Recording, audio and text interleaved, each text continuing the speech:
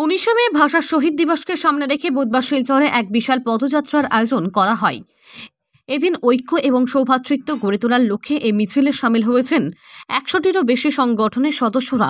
এছাড়া বিভিন্ন স্কুল ও কলেজের ছাত্রছাত্রীরাও স্বইচ্ছায় অংশগ্রহণ করেন। এদিন শিলচর রাঙ্গিরখাড়ি পয়েন্টের নেতাজি মূর্তির সম্মুখ থেকে মিছিলটি শুরু হয়ে শহর পরিক্রমা করে তারাপুর ভাষা শহীদ রেল স্টেশনে গিয়ে সমাপ্ত হয়।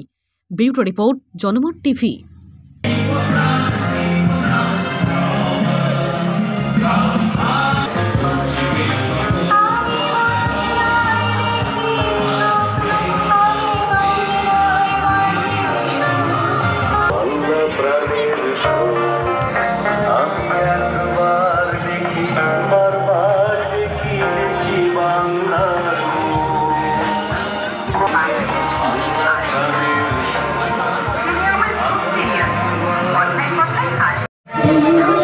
See you.